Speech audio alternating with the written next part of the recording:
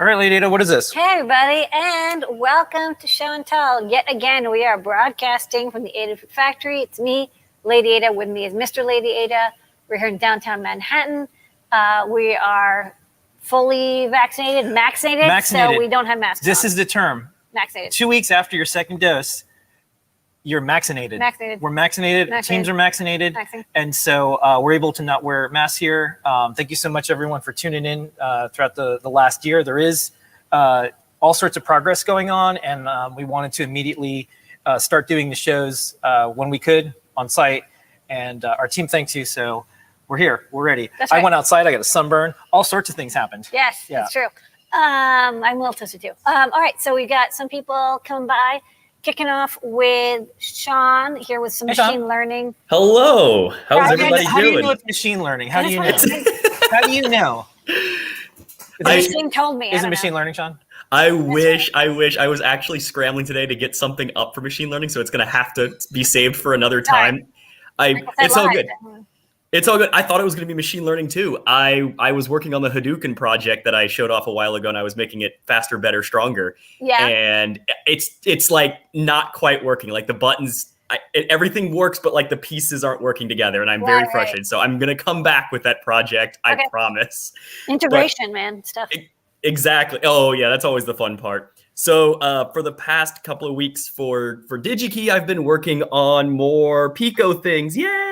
And this is the Adafruit right over here, the Adafruit board that's red because it's the Digi-Key special, the ADXL343. Just been playing with SPI and I2C with that, but the one that I wanted to demo today was I got SD cards working. Yay! All right, so this is the Pico SDK? Or this is in what, CircuitPython? MicroPython, I haven't checked in CircuitPython, so I'm assuming it should still work in CircuitPython. We'll ask Scott later, right? Yeah. The latest update of MicroPython actually includes FATFS, so you don't have to do any wonky rebuilding of MicroPython anymore. Because it originally supported LittleFS, which was like this embedded system only. I don't know much about it, but you know how if you lose power during a write, you like hose your entire card. LittleFS supposedly prevents that with like journaling, like you would find on like Linux and whatnot. But it's apparently buggy from what I've read. It's still fairly buggy. So the newest version supports it. It's easy to use with MicroPython. I'm assuming CircuitPython does it, but I will show it work. Let me make sure it's plugged in first of all. Yeah. And I'm going to share my screen. Share screen. Yay. Wait, not yet. There we go. You can all see me. Okay. So here it is. Here it is in.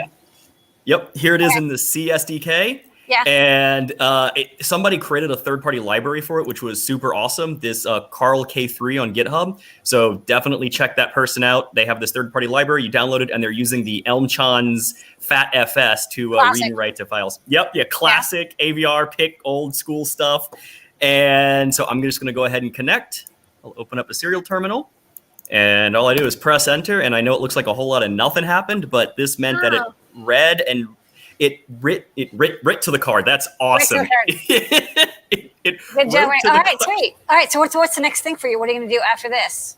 So this is going to be videos to teach people how to use SPI, I2C, the SD card, and ideally like it could be a logger, right? Like from here, all the parts are there. You could do a logger. I don't know where to go from here, but that's a fun one. I'm assuming that from there, like once I get logging, I can capture data. Then I can start doing some of the machine learning stuff that I want to do because, it's like magic wand and getting into those things. I know people have gotten TensorFlow Lite running on the Raspberry Pi Pico, so maybe that is in the cards for the future. Pico SDK they have, so yeah. Yeah, so that'll be fun. You could get TensorFlow Lite from Micro working on the Arduino core, Yeah, I know the Arduino is all mbed now. They're using mbed OS. Yeah, but we're using the Philhauer core, which is a pure C, not pure C, it's a C++, but it's a non-mbed core. It just uses the Pico SDK, which is actually kind of cool because you can have the Pico SDK and then like halfway through, I'm like, I want to do some PIO stuff, and you just put it in, and it's like it doesn't know any better. Yeah, that seems to be the way to go because with the mbed OS, I like RTOS stuff, but I'm like, isn't RTOS needed for a lot of these things? You don't really have a choice. But yeah, I don't know, try it, because then you could take advantage of all the Arduino libraries that we have, like drivers for sensors and things. Yeah, that would be really cool. So, and you said that's for Arduino? Yeah, it's called the Phil Howard core. Phil Howard core. Okay, I'm gonna have to check that one out. I did not know about that. Yeah, we have it's on. There's a link to it on our blog with the video when we get it going. I just did a PR to add fast SPI support for it, so that's how I know. Oh, nice. And I do know that like OpenMV, when I think I demoed OpenMV stuff a while ago on Show and Tell, and they had TensorFlow Lite for micros running on like a MicroPython layer. So I'm hoping to see that supported for many other boards, MicroPython, CircuitPython, where you can just drop in your model that you created on like, Colab or Edge Impulse or whatever. You just drop it in, and then your Python shove data to that model, and it gives you inference. Yeah, that's the dream. All right, well, come by next week with more Pico power. And we'll see. Discord, Jepler kindly linked to that repo with the Phil Howard Arduino Pico core. And then last up tonight, we're going to play. Lamore was in the Microsoft keynote today, and we came up with a really good machine learning demo that was shown, because you probably get tasked the way we do is like, hey, show a good example of machine learning. It's like, so check it out. It's called the bakery demo. So you might get a kick out of it. Will do. Okay. Bye. Thank you all. Thank you, Sean. Next, and Sean's my tie. Tim, how is it going, Tim? Hello. Very good. Thank you. Something cool. I saw a preview. So yeah. So this is I showed this working on a PyPortal a few weeks back, and it's now ready to go so that other folks can use it. And I have updated it to work with Adafruit.io now. So I've been calling it Design.io. So this on the left side here, this is the main kind of design interface. Taking a quick step back, here's like the front page. It's at design.io.foamyguy.com. I'll drop a link in the chat in a minute here. But you can make designs and then save them over to the device, essentially. So I have one of my other designs loaded up here. We got the red one on the screen. We got the blue one in the design thing. Mars I LED. have webhooks hooked up to Adafruit.io. So you save the webhooks right in here. These just come from your feed on that page. And so then you save it. It's going to automatically update it to Adafruit.io. So if you have a dashboard set up, you can see the image over there. And then you can also run the code on CircuitPython, and it's listening on the subscribing channel, MQTT, and then it will automatically get the new one. Neon blue. Yeah, and then so you can create as many of these different designs as you want. So like I have a bunch of different ones here. We could load up different ones. You can add text if you want. You can add a bunch of images from this Unsplash site. You can add basic shapes. So make all sorts of cool things and put them on the screens. Looks fun. All right. So nice work. Guide and stuff coming up soon, and folks will be able to play around with this. Yeah, for sure. Yep. All right. Okay, so great work. This is a neat use of Adafruit.io. Yeah. Image transfer. You know how hard this is to do, by the way? Like, wait, why am I writing this down? It used to be a really, imagine just, make a website, send it to a device, and luckily, all this is finally coming together. Anyways, good work.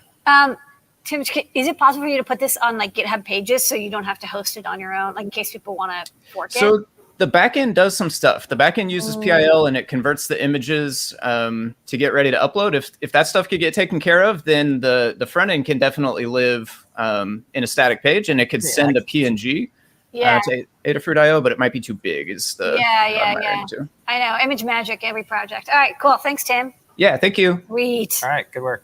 All right, next up, we're gonna go to Scott. Let's go to Scott. Hey, Scott. Hello.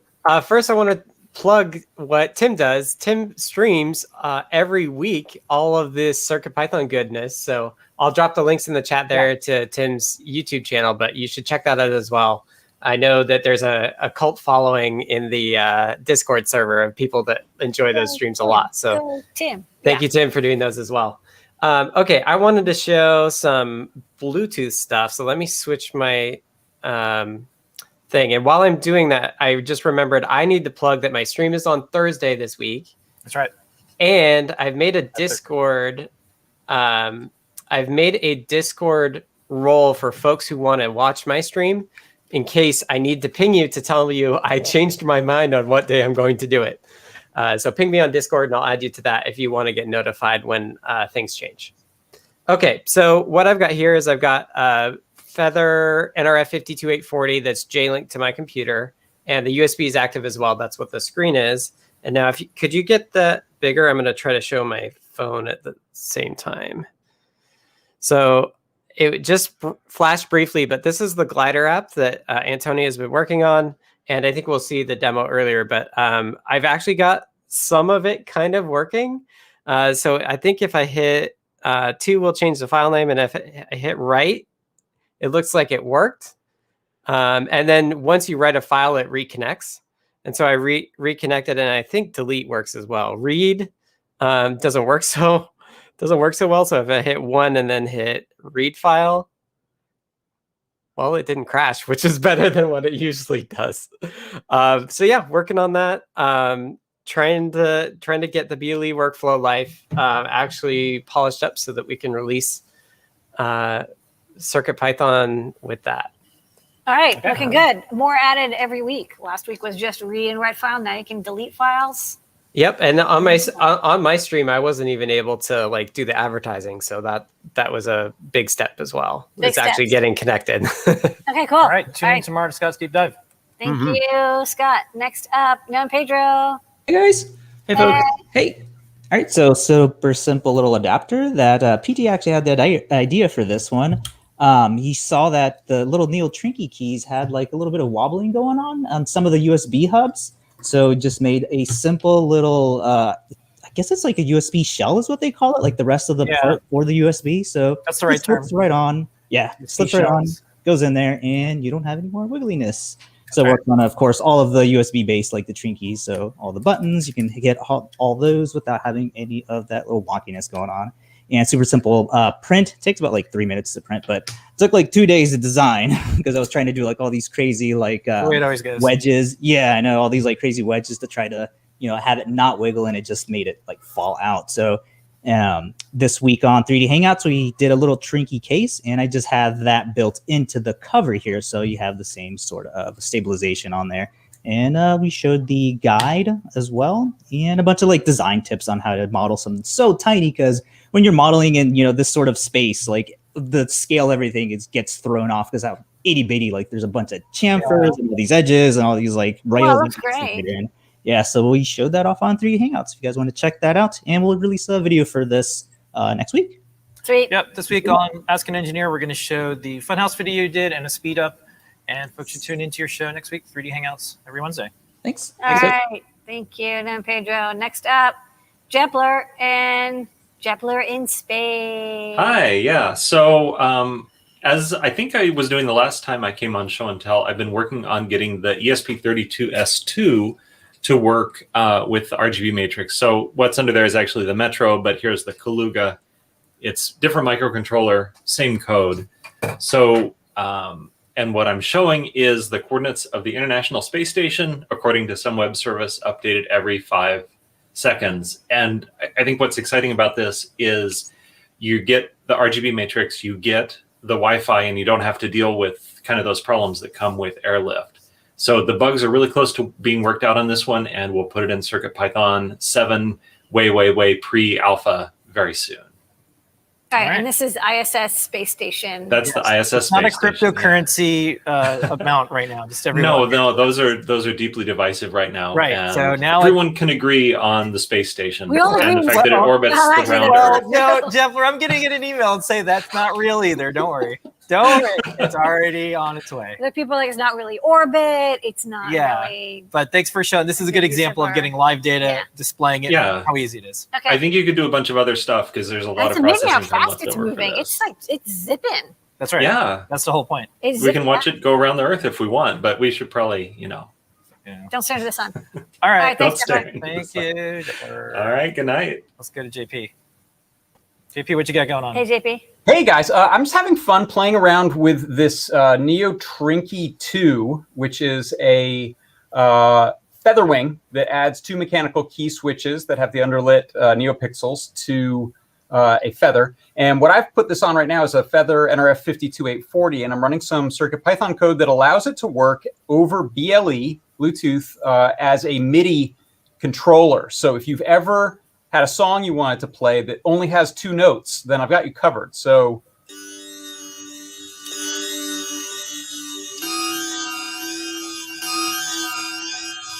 that's playing over this iPad over here, which is running the Moog and a Moog. A bunch of Moog apps got made free in honor of Bob Moog's birthday this past week. So I haven't had this one before, so it was fun to try that out.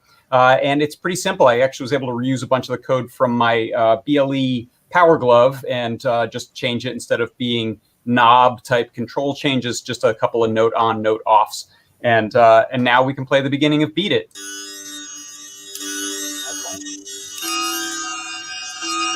Yeah. That's impressive. Nicely done. I'm a little, didn't know you had that in you. So tomorrow, JP's workshop, and also tonight we'll be showing a little bit of highlight from that project and more CircuitPython parsec. Super, yeah. Stop by tomorrow. I got a different project I'll be starting, and this one might make a comeback some other time. So just playing around with this fun stuff. Thanks, JP. Next Hi, up, next Liz. up. How's it going, Liz? Hey, Liz. Hey, how's it going?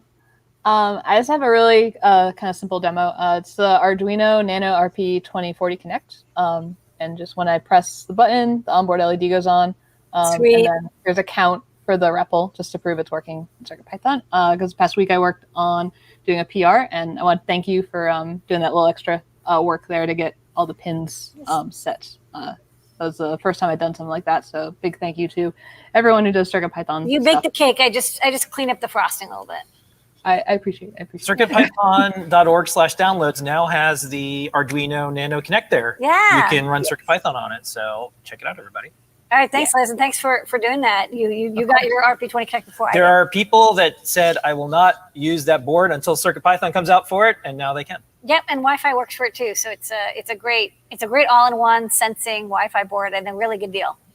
Yeah, definitely. All right, well, thanks for coming by, Liz. Cool. Of course. Have a good one. Keep rocking out. Next up, we're going to go to Matt P, and then we're going to go to Bill. Hello, Hey, Matt. Matt. How's it going? Hey. Hey, everyone. Can you all hear me? Yeah, you sound great. Hey, yeah, I'm in DC, and I'm just learning how to build robots. And this is my latest project. Let's see if this works. This is just like a 12-volt light lamp for like your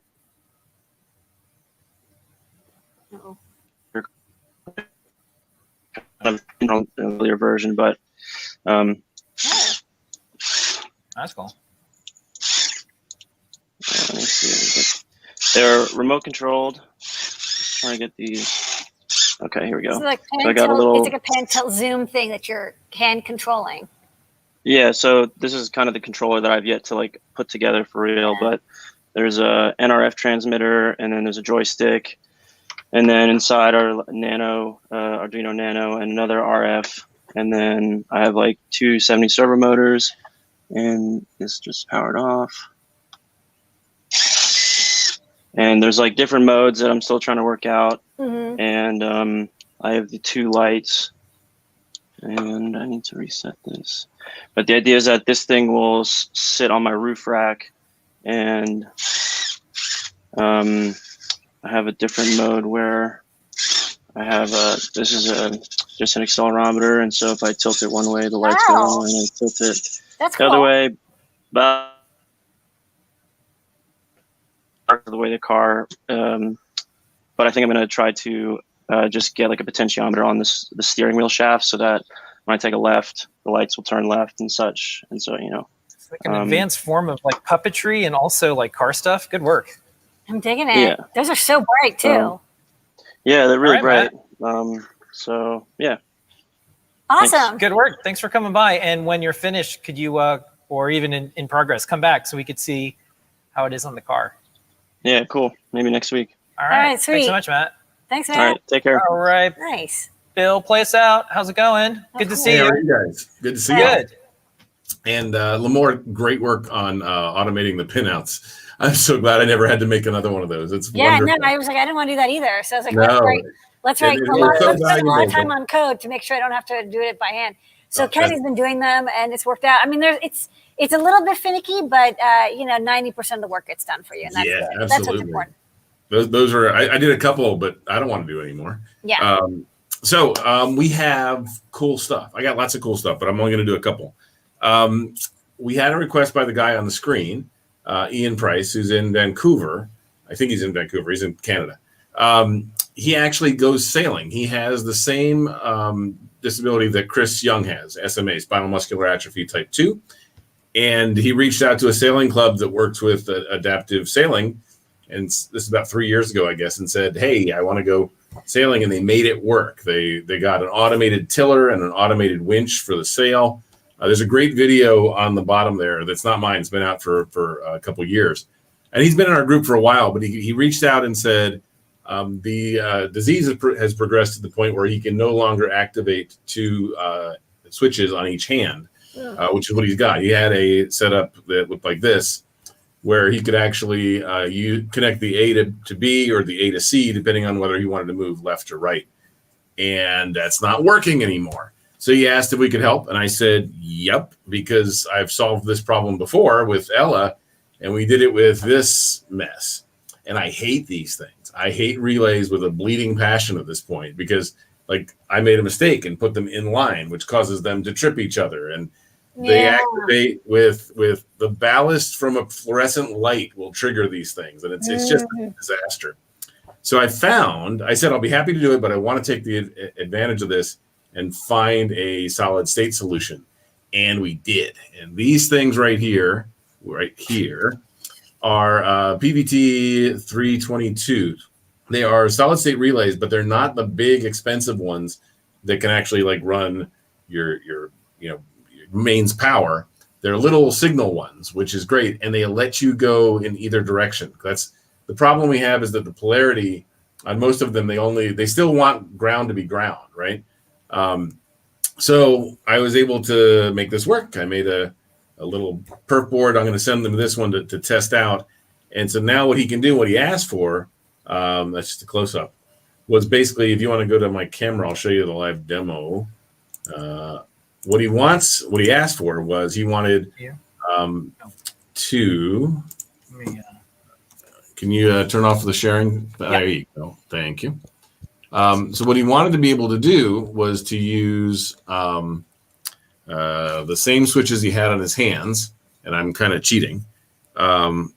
So he wanted that if you pressed it once, it went right, and if you tapped and pressed it left, it would go left. And then the other one works the same way. So if you and then if you double tap, it goes the other way. And you can hold it as long as you want, right? But basically, with just one switch and a little bit of logic, I mean, we are talking about 30 lines of code in CircuitPython, running on it's a Feather. I probably will switch this to the RP2040 just because I have other uses for the Bluetooth one. Yeah. But with just that little bit of 20 lines of code, we can totally make this work. So I love this. The other big thing that, if you want to, let me switch my camera, sorry.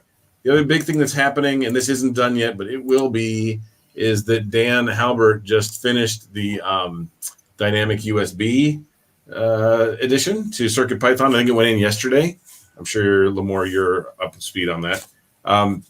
But we have all these stupid XAC designs that have required using my custom build of CircuitPython for the last year and a half while we waited for Microsoft to fix the USB stack.